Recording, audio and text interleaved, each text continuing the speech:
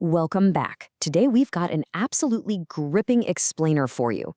We're diving into a location where historical trauma literally crashes head-on into modern paranormal investigation.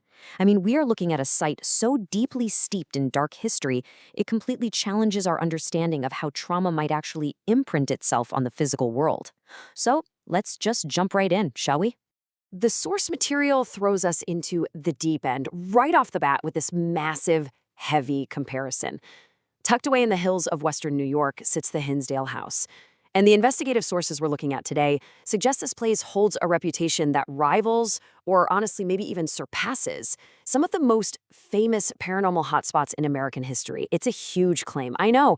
But as we break down the evidence, you'll see exactly why investigators are so drawn to this incredibly mysterious, stained property.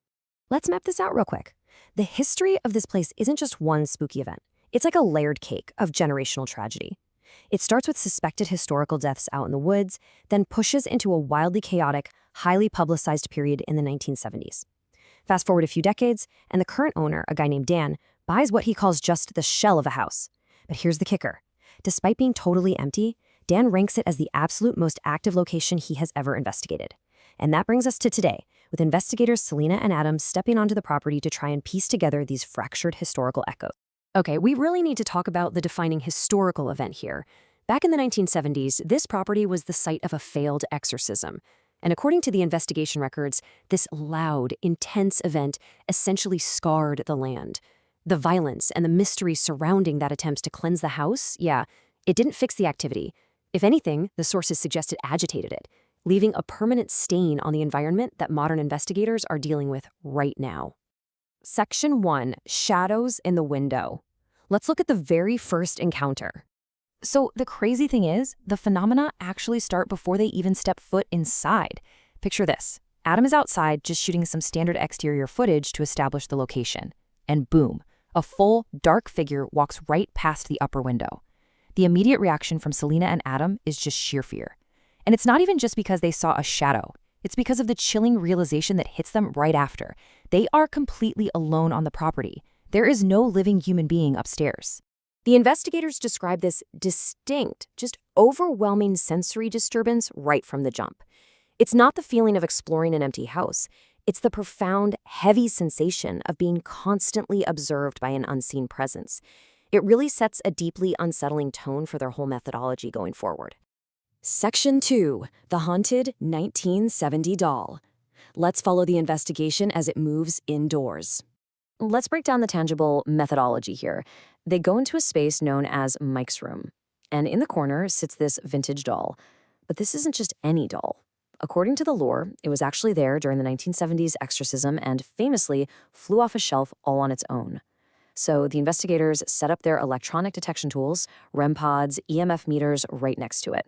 They're trying to contact spirits connected to the house, like the Dandy family or a deceased researcher named Ruth. And the results? Immediate. The second they mention the spirit inside the doll, the EMF meters jump straight into the red. And this is where the data gets genuinely wild. Selena starts asking direct questions, trying to figure out if the spirit is actually residing in the doll.